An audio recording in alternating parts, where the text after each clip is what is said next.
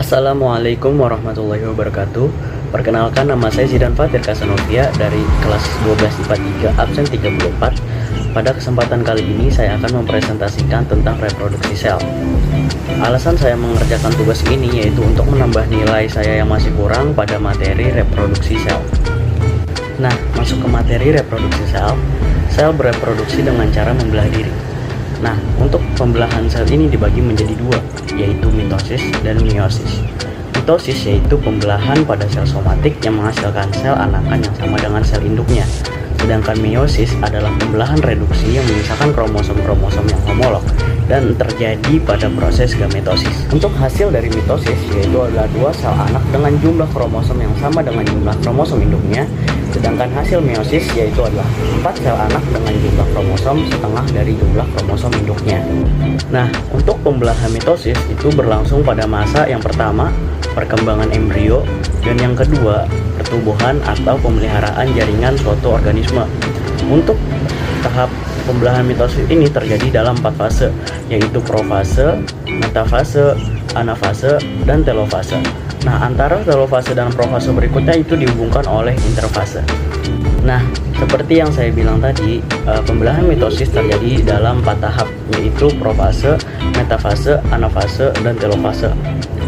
Pada tahap profase, membran inti mulai rusak menjadi bagian-bagian kecil atau fragmen. Kemudian benang-benang kromatin memadat dan menjadi kromosom. Lanjut ke tahap metafase. Di tahap ini terjadi proses kromosom berjejer pada bidang pembelahan. Nah, kemudian lanjut ke tahap anafase. Di tahap ini, kromatid saudara dari setiap pasangan menjadi memisah dan menuju kutub yang berlawanan. Nah, pada akhir anafase kedua ini, kutub sel memiliki kromosom yang jumlahnya sama. Di akhir pembelahan mitosis yaitu telofase, terjadi proses membran inti mulai kembali bergabung dan kromosom mulai berenggang. Berikutnya yaitu pembelahan meiosis. Pembelahan meiosis menghasilkan 4 sel anak dengan jumlah kromosom setengah dari jumlah kromosom induknya. Pembelahan meiosis terjadi pada sel kelamin atau gonad. Dan pembelahan meiosis ini juga berlangsung dalam 4 fase. Yang pertama yaitu profase, yang kedua metafase, yang ketiga anafase, dan yang keempat yaitu telofase. 4 fase tadi terjadi dengan 2 kali pembelahan sel secara berturut-turut. Berikut ini adalah tahapan dari pembelahan meiosis. Di tahap pembelahan meiosis ini yang pertama ada profase 1. Pada profase 1 ini terjadi membran inti mulai rusak menjadi bagian-bagian kecil atau fragmen dan terbentuk gelendong pembelahan. Berikutnya benang-benang kromatin memadat menjadi kromosom dan kromosom homolog berpasangan dan terjadi pindah silang atau pertukaran segmen molekul DNA yang sesuai di antara kromatid non-saudara. Tahap berikutnya yaitu metafase 1. Di metafase 1 ini terjadi kromosom berjejer pada bidang pembelahan. Lanjut ke tahap berikutnya yaitu anafase 1. Di anafase 1, kromosom homolog memisah dan bergerak ke kutub-kutub yang berlawanan. Lanjut ke tahap telofase 1. Pada tahap telofase 1 terjadi kromosom homolog memisah dan bergerak ke kutub-kutub yang berlawanan. Kemudian membran inti mulai terbentuk kembali dan sitokinesis menyebabkan terbentuknya 2 sel anakan yang bersifat haploid. Pada tahap berikutnya yaitu profase 2. Di profase 2 ini terjadi membran inti yang mulai rusak dan menjadi bagian-bagian kecil atau fragmen dan terbentuk gelendong pembelahan. Kemudian kromatid mulai bergerak ke bidang pembelahan. Pada tahap berikutnya yaitu metafase 2. Di metafase 2, kromosom berjejer pada bidang pembelahan juga. Nah, tahap berikutnya yaitu anafase 2, di mana kromatid terpisah dan bergerak ke kutub-kutub yang berlawanan.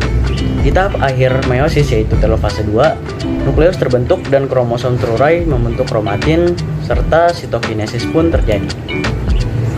Nah, sitokinesis itu adalah bagian dari proses pembelahan sel, yaitu sitoplasma dari satu eukariotik sel membelah menjadi 2 sel anak.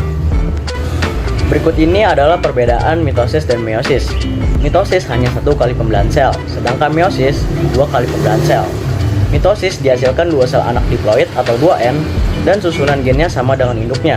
Sedangkan meiosis dihasilkan 4 sel anak haploid atau N dan susunan gen rekombinasi dari kedua induk. Mitosis terjadi pada sel somatik dan sel germinal, sedangkan meiosis hanya terjadi pada sel germinal. Mitosis tidak terbentuk tetrat, sinapsis, dan tidak ada pindah silang. Sedangkan meiosis terbentuk tetrat, sinapsis, dan ada pindah silang. Mitosis, kromosomnya terbentuk pada awal profase, sedangkan meiosis, kromosomnya terbentuk pada akhir profase. Mitosis terjadi dalam waktu yang relatif singkat, sedangkan meiosis terjadi dalam waktu yang relatif lama. Mitosis pemisahan sentromer di bidang ekuator langsung terjadi pada tahap anafase, sedangkan meiosis pemisahan sentromer tidak langsung terjadi pada meiosis 1, tetapi pada meiosis 2. Mitosis tujuannya yaitu pertumbuhan serta pergantian sel rusak atau mati, sedangkan meiosis tujuannya yaitu pembentukan gamet. Sekian presentasi dari saya, mohon maaf bila ada salah kata. Sekian, wassalamualaikum warahmatullahi wabarakatuh.